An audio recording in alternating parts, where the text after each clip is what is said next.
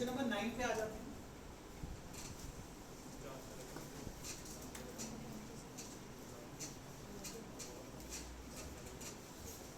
देखिए जब आप एनालिसिस करते हैं तो ये तो कहा ही गया है कि आप सारे क्वेश्चन देख रहे हैं, पढ़ रहे हैं, और कुछ जो फॉर्मूलाज आपने अभी तक ना भी पढ़े हैं, और अगर आपको ऐसा लगे कि हाँ चलो इतना तो हैंडल हो जाएगा, तो भी हो सकता है दोबारा से सवाल आपको वैसा ही दिख जाए।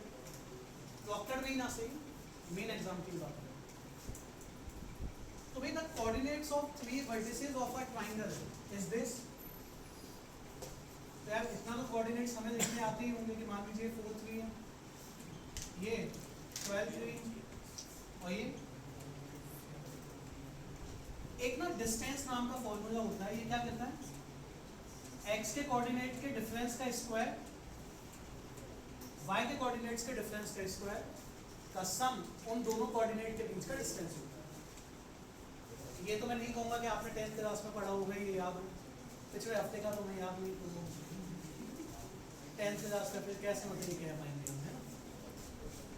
आप यहाँ पे देखेंगे दोनों x कोऑर्डिनेट में कितने का गैप है, 8, y में 0 का, तो बड़ा आसानी से आपको दिख जाएगा ये 8।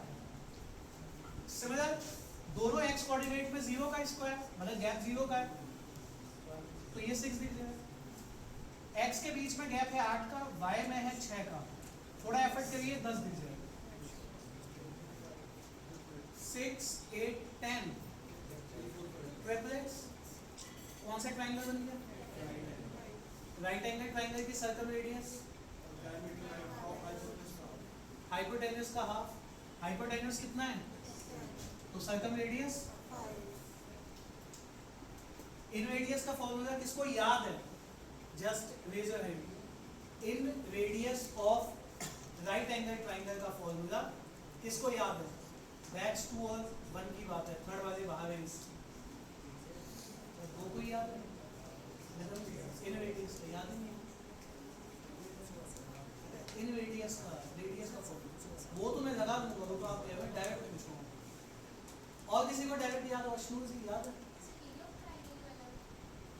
कोलसेट करना पड़ेगा, डायरेक्ट पूछूंगा भी, वो तो मैं समझ गया कि हाफ इंटू बीस, हाफ इंटू पैरामीटर इंटू इन रेडियस, कुछ और भी तो बताया था डायरेक्ट।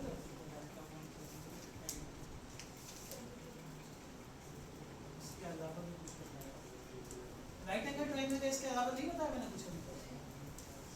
बैच 1 को तो बताया ही होगा, बैच 2 को कुछ a plus b minus c by 2 ऐसा कुछ नहीं हुआ डिस्कस।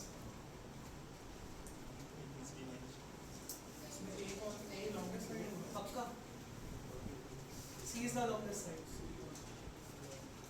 बताया तो मैं यार, बाकी यार पता नहीं या तो मुझे सारी क्लासेस भी रिकॉर्ड करनी पड़ेंगी, उसके बाद फिर मैंने क्या क्या बता दिया, एक बंदा मैंने बैठाना पड़ेगा भाई, आप बैठो इसमें बताओ मुझे क्या क्या पढ़ा लेना, क्योंकि यहाँ तो सीधे सीधे भी झूठ बोल देते हैं, ये नहीं पढ़ाया है, अरे ये उस क्लास में पढ़ाया था ऐसा ऐसा, हाँ हाँ हाँ।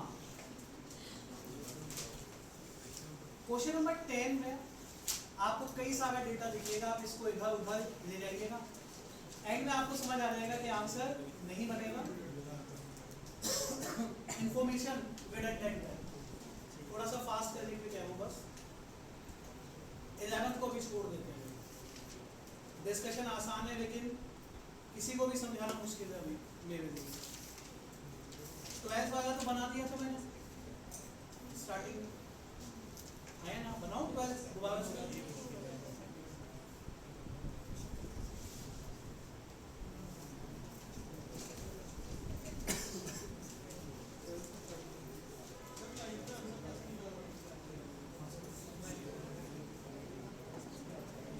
सबसे बड़ी साइड का हाफ होती है सर्कल रेडियस, तो 10 is the greatest size, 10 by 2 side, तो स्मॉल रेडियस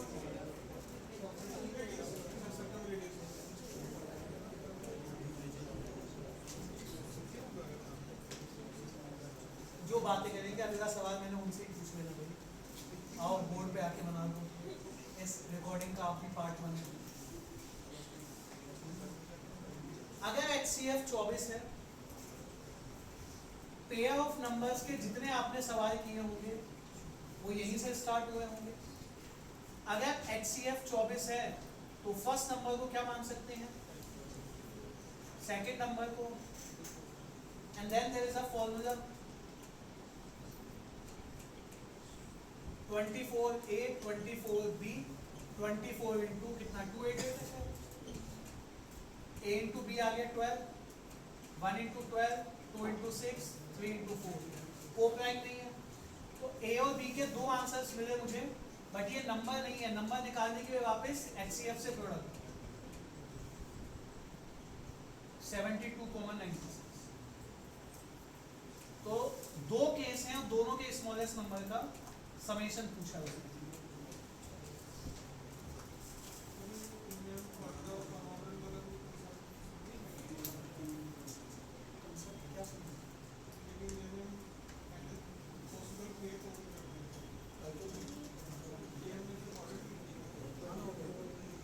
ऑर्डर तो तब करूंगा जब उसमें नाम लिखा होगा। ऑर्डर में आगे पीछे दोनों काउंट होते हैं, अनऑर्डर्ड में एक बार लिख दिए नंबर, उनको पलट के नया नहीं बनता, ये अनऑर्डर्ड। अच्छा एक क्वेश्चन मुझे याद आया, HCF LCM का, वो भी मैं पूछ लेता हूँ, सारे बैच मौजूद हैं, इसको कर सकता हूँ।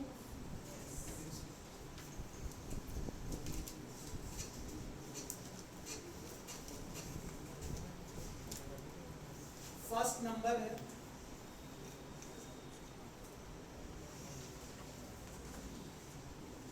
सेकंड नंबर है,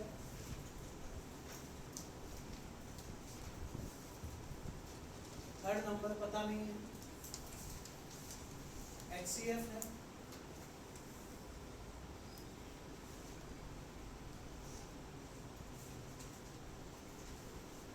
LCM है,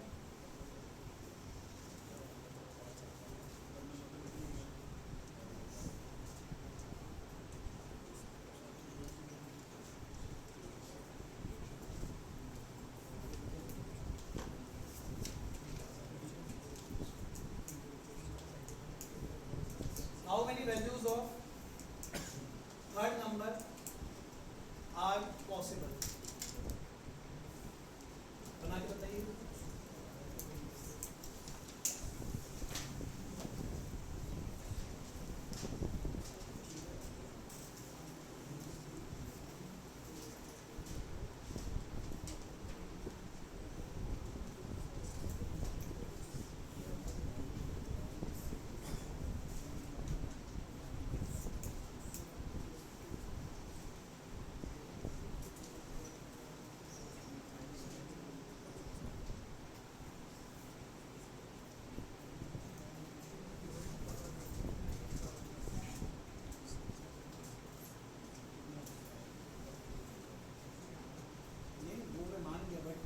इसको कोई टिप्पणी कोई कमेंट करके करना नहीं चाहिए, पहले आप आंसर बताओ।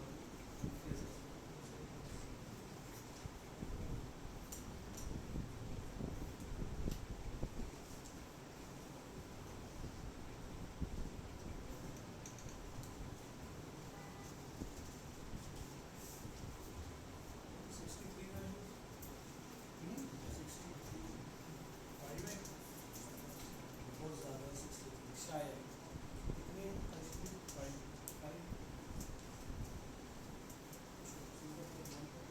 ना मैंने ये कहा है कि 63 गलत है, ना मैंने ये कहा 5 सही है ना, क्योंकि तो मैंने खुद भी सॉल्व नहीं किया, मैं करूँगा तो बता दूँगा।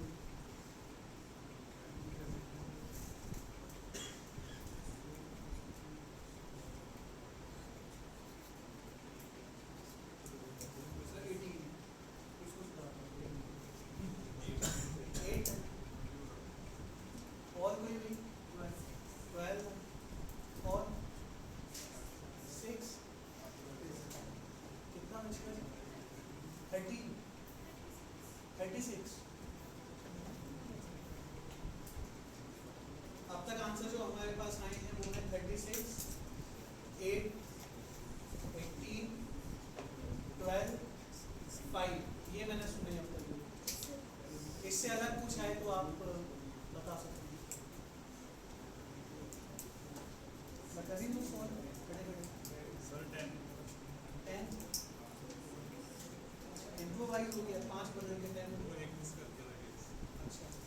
10 हो गया, 5 नहीं है, किसी का है 5 तो बताएं मुझे।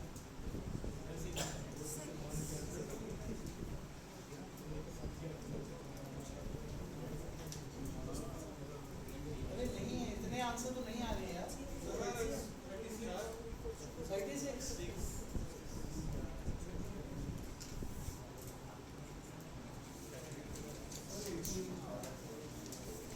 कितने आए? जागृत जी आए कि नहीं आए? कितने answer?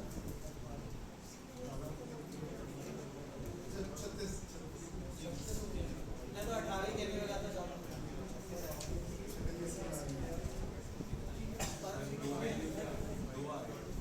2 is the correct answer भाई। 10, 20, 28, 36, 72।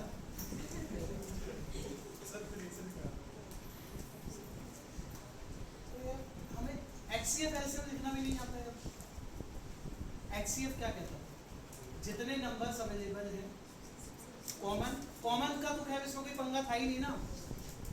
2, 3, 5 मैंने सारी जगह रखे थे, तो कॉमन अनकॉमन का तो पंगा था ही नहीं, है ना। HCF कहता है common to all with lowest power. तो HCF की पावर 2 की पावर है कितनी? क्या आपको यहाँ पे 2 की पावर 2 दिख रही है? क्या यहाँ दिख रही है? यहाँ होनी चाहिए। अगर यहाँ पे भी अगेन आप इमेजिन करके देख लो ना, यहाँ पे नहीं है 2 की पावर 2, तो भैया अगर यहाँ पे 2 की पावर 2 नहीं है तो HCF में 2 की पावर 2 आया कैसे? फॉर एग्जाम्पल अगर आप कहते हैं यहाँ पे 2 की पावर 1 मान लेते हैं, तो भाई HCF 2 की पावर 2 आएगा ही नहीं। आया है, दिखा नहीं है, दिखना चाहिए। कितना दिखना चाहिए था? 2 दिखना चाहिए। आगे बढ़ते हैं। 3 की पावर 5, 3 की पावर 1 दिख गया मुझे। एलसीएम में 3 की पावर कितनी है? यहाँ दिखा क्या? यहाँ दिखा क्या? यहाँ दिखा? दिखना चाहिए। HCF एलसीएम के पास जो जिसकी जितनी पावर्स होंगी वो किसी ना किसी नंबर में दिखनी चाहिए। जो नंबर दिखे हैं अगर उसमें नहीं दिखा तो जो मिसिंग है वहां पे मैंडेटरी होगा। भाई वहां भी मिस हो गया फिर कहां से बनेगा वो? 5 की पावर HCF में कितनी है पावर? एलसीएम में यहाँ पे दोनों दिख गए। इसका मतलब अब इस पर कोई दिक्कत नहीं है भाई, ये मिन टू मैक्स से बाहर ये भी नहीं जा सकता। यानी HCF के पास जितना है और एलसीएम के पास उससे आगे पीछे नहीं जा सकता। 5 की पावर 3 पढ़ लूंगा तो एलसीएम बदल जाएगा, 5 की पावर 0 पढ़ लूंगा तो HCF बदल जाएगा। तो 2 पे पावर की कितनी चॉइस आई? चॉइस 1, 3 पे, 5 पे, 2 ही नंबर्स थे वही सॉलिटरी 2 नंबर्स। अगर ये पूछता कि नंबर बता दो तो क्या लिखता मैं? 2 स्क्वायर 3 6, 3 की पावर 6 कितना होता है? 729। मैंने रखे थोड़े आंसर समझो। ये तो जल्दी खत्म हो जाएगा ना। 2 स्क्वायर 5 स्क्वायर मेक्स 00 और 1 0 तो बनेगा यहाँ पे।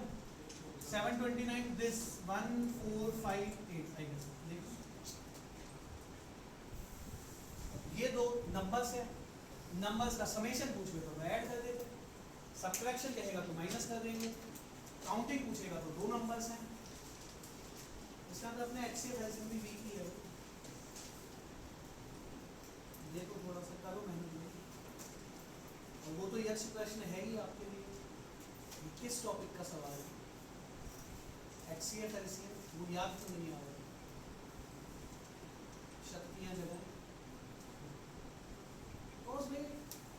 अब आपके लिए टास्क ये है भाई, जो टॉपिक आपके हो गए उन पे एक्सीलेंस तो चलो आएगा धीरे धीरे। Condition situation, Chinese remainder theorem में भी दिक्कत है भाई कईयों को। कैसे करें जस्टिफाई? सीआरटी दे दिया 2 सवाल चाइनीज रिमाइंडर थ्योरम के। बाकी आप ये भी कह सकते हो सर उसके नाम भी चाइनीज है, उनकी तो पॉलिसी है चले तो शाम तक, नहीं तो शाम तक, बस हमें ऐसे याद ही नहीं रहता। तो भाई अब आप यह HCF एलसीएम में सीआरटी पढ़ चुके हो, साइक्लिसिटी एंड रिमाइंडर में आके आप मुझसे पूछेंगे ये कैसे हुआ, बताने में कोई दिक्कत नहीं है, बट आप कब उसको इम्प्लीमेंट खुद से कर पाएंगे?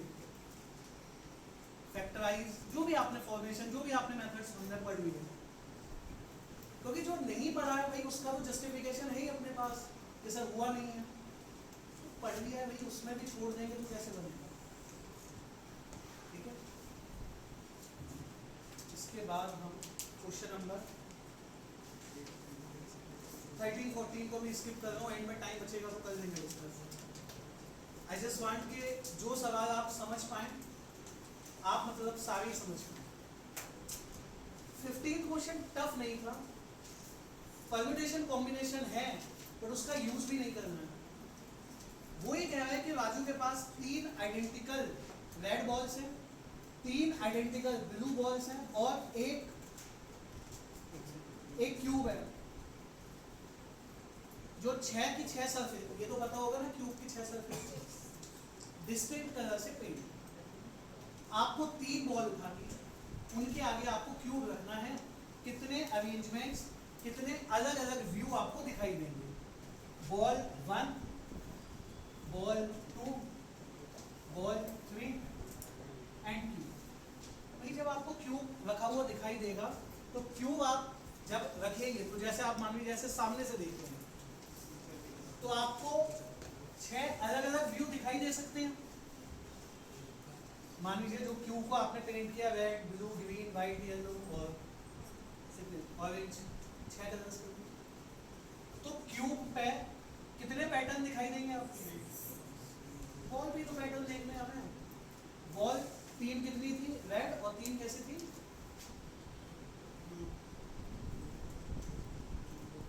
तो भाई हो सकता है तीनों बॉल्स रेड दिखाई दें, हो सकता है तीनों बॉल्स ब्लू दिखाई दें। ये एक्सट्रीम है, एक्सट्रीम मतलब सेम कलर तीनों चीज। 2 रेड 1 ब्लू, बट वो ब्लू बॉल 3 जगह प्लेस की जा सकती है। 1 red 2 blue.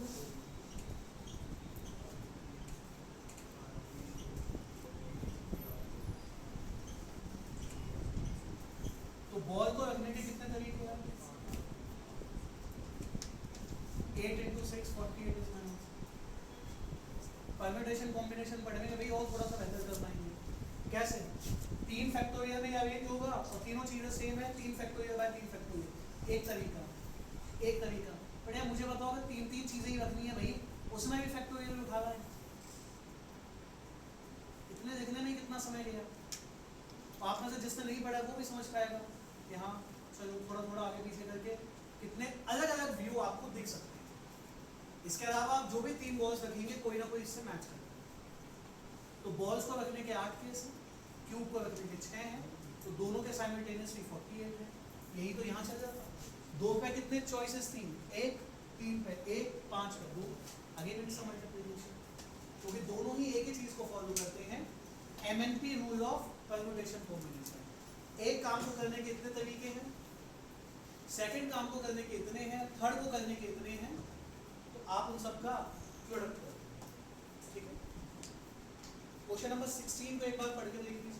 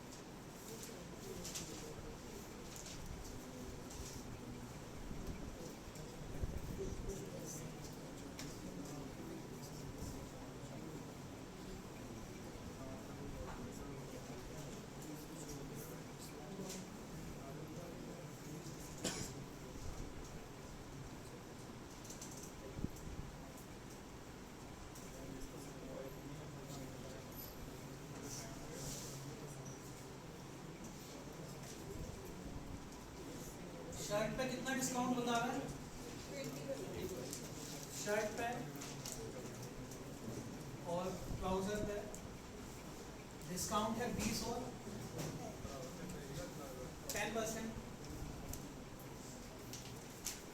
The cost of each article is a multiple of 100। वो तो चलो हम लगा देंगे। The mark prices are 50% and 40%। Markup इस पे 50 एंड 40 है।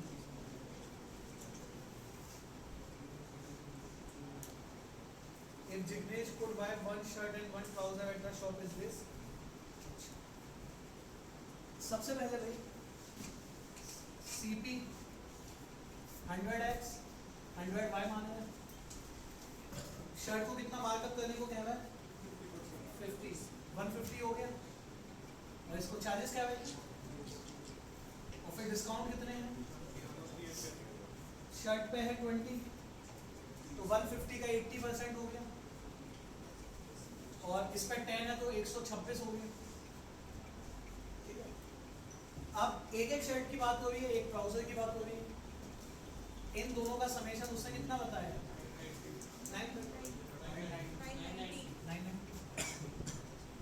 990 CP मल्टीपल ऑफ 100 है, और कुछ एक्स्ट्रा था नहीं। क्या आपको लग रहा है ये 0 का फिनिश है, ये भी इसको भी होना पड़ेगा डिविजिबल बाय 10, डिविजिबल बाय 10, इसको भी डिविजिबल बाय 10 होना पड़ेगा, क्योंकि कॉस्ट डेसिमल में नहीं जा रही, cost are the multiples of 100 cost CP. तो आप थोड़ा सा हिट एंड ट्रायल करेंगे तो 10 पे तो मैच कर ही जाना है, y की वैल्यू 10 पे तो मैच कर ही जाना है, 0 का मल्टीपल आ ही जाना है, बट थोड़ा सा ध्यान लगाओ नेगेटिव थोड़ी होगा x is representing cost of one shirt, 100x is representing cost of one shirt, तो y की वैल्यू और 0, मतलब इस एक्सप्रेशन को और 0 कहाँ बना सकते हैं 126 इंटू 5 500 630 बनवाए तो 120x यही कुछ है, ठीक है, x x को निकाल दो। Find the what is the price paid by him for a shirt, एक शर्ट कितने की हुई थी 360 की। इक्वेशन थी, थोड़ा सा था मैनिपुलेशन, बट ऐसा तो नहीं था कि भाई बहुत ज्यादा टफ था।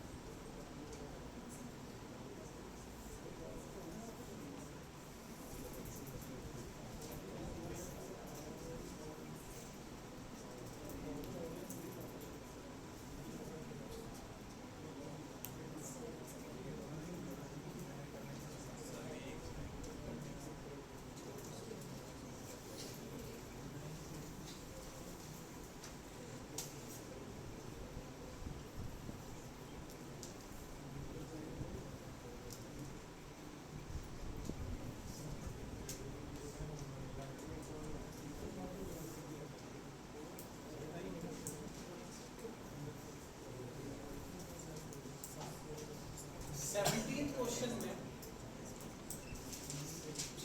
क्वाड्रेटिक गिवन थी, the minimum value of the some of the squares of the roots of this particular equation, जो आगे उसने बताई। इसमें क्वाड्रेटिक का ये कंसेप्ट था कि सम ऑफ द रूट्स हमें लिखने थे, प्रोडक्ट ऑफ द रूट्स लिखने थे। मैंने रफ करना है, कर सकते हैं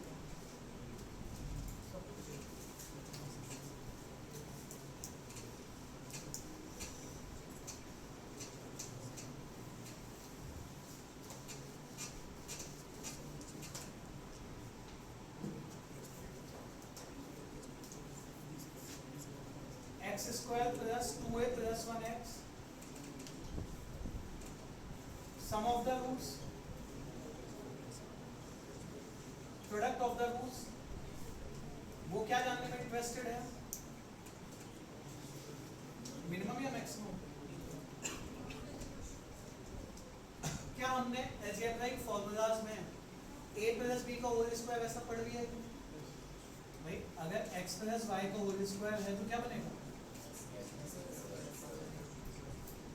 अगर ये निकालना पड़ गया कहीं का तो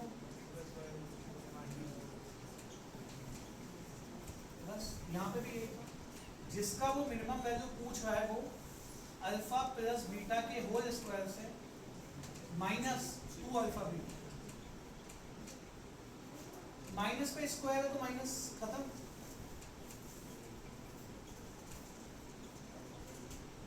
four a square minus 2a plus b. अब यहां से तो सवाल स्टार्ट हो। ओरिजिनली जो उसने बताया था वो equation in terms of x थी क्वाड्रेटिक। अब क्वाड्रेटिक किसमें बन गई? 4a square mother in terms of a बन गई। ये पॉइंट आप याद रखेंगे, किसी भी क्वाड्रेटिक एक्सप्रेशन में मिनिमा पूछा जाए चाहे मैक्सिमा पूछा जाए वो at x equal to minus इस पे ही मिलता है। ये आप याद रख सकते हैं। इसका कहीं और किसी कंसेप्ट से कोई लेना देना नहीं, मतलब डायरेक्ट ही याद रखो। इस एक्सप्रेशन का मिनिमा कहाँ मिलेगा? a equal to minus B, B का मतलब होता है पावर 1 का कोफिशिएंट अपॉन 2a, a का मतलब होता है डिग्री 2 का कोफिशिएंट। आई थिंक 1/4 आ रहा है। ये इस एक्सप्रेशन में पुट करना है। Put a equals to 1/4, 4 times of 1/4 का स्क्वायर 4/16 यानी 1/4। LCM is 4। चेक करना 3/4।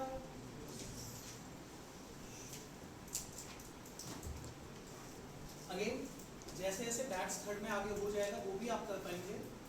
बट अगर हमें ये देखना हो कि कोई क्वाड्रेटिक एक्सप्रेशन का minima maxima, it always be at x equal to minus B upon 2। ठीक है सर, इसमें मिनिमम मैक्सिमम क्या है? उस एक्सप्रेशन की मिनिमम वैल्यू है मैक्सिमम कैसे निकलेगा? फिर बार-बार इनफाइनाइट 3/4 a पे मिनिमम वैल्यू आएगी। वैल्यू कितनी आएगी? वो 3/4। a equal to 1/4 is a critical point.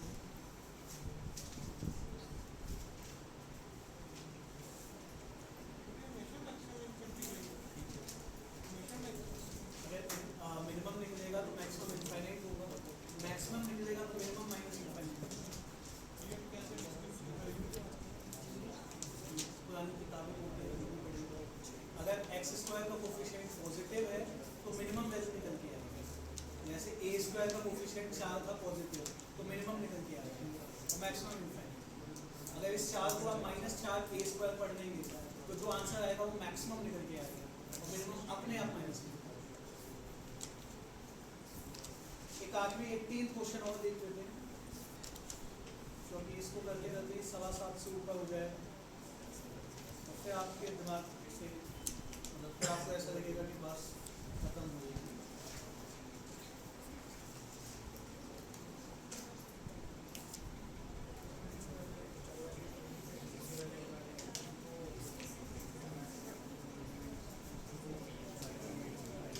पहले सवाल बनाया, इस सवाल में मिनिमम निकालने के लिए क्रिटिकल पॉइंट निकाला हमने। क्रिटिकल पॉइंट निकालने के बाद पुट करके मिनिमम वैल्यू हाँ x equal to minus B upon 2a।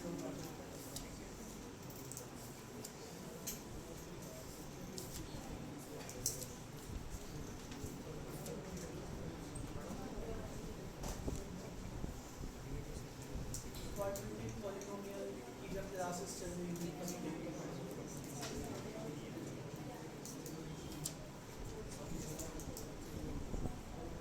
Batch 2 में पढ़ा है या नहीं पढ़ा है?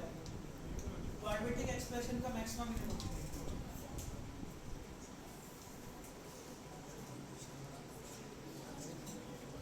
कोई भी भाई ऐसा जिसने पढ़ा हो? क्वाड्रेटिक एक्सप्रेशन का मैक्सिमम मिनिमम नहीं, ग्राफ ऑफ क्वाड्रेटिक वो भी नहीं पढ़े?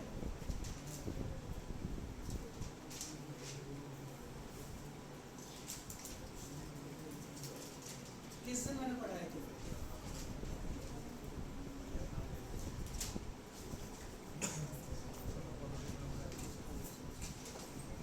अगर मैं ऐसे ग्राफ बनाऊं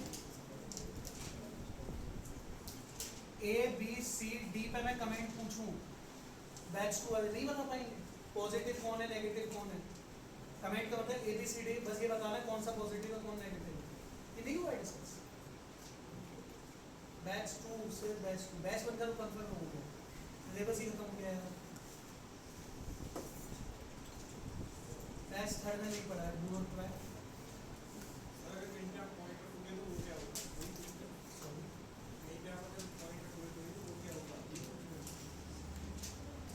ये क्वाड्रेटिक पॉलिनोमियल का ग्राफ है। इस ग्राफ में जो ये एक्सप्रेशन रहा होगा वो ये होगा। इनके साइन पूछ रहा हूँ। डी समझते हैं, कैपिटल डी क्वाड्रेटिक में, इसका भी साइन पूछ। बैच 1 वालों में से कोई बता पाए मुझे? बैच 1 में से कोई बता पाए?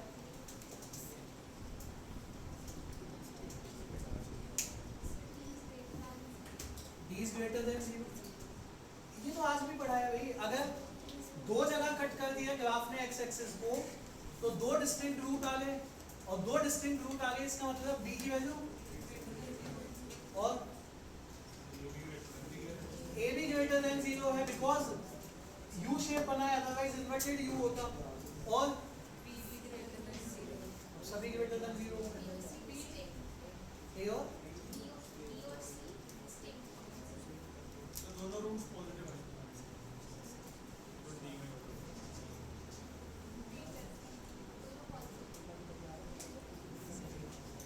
ये ग्राफ ने y एक्सिस को कहां कट किया है? ओरिजिन से ऊपर। ये पॉइंट कौन सा है? कौन सा है? मिनिमम। उसकी वैल्यू क्या पड़ी अभी अभी हमने? ये पॉइंट x की कैसी वैल्यू पे लाई कर रहा है? Positive negative? ये तो समझते नहीं, ओरिजिन है इधर, पॉजिटिव नेगेटिव, x की वैल्यू पॉजिटिव पे है ना। वैल्यू नहीं पूछ रहा हूँ भाई,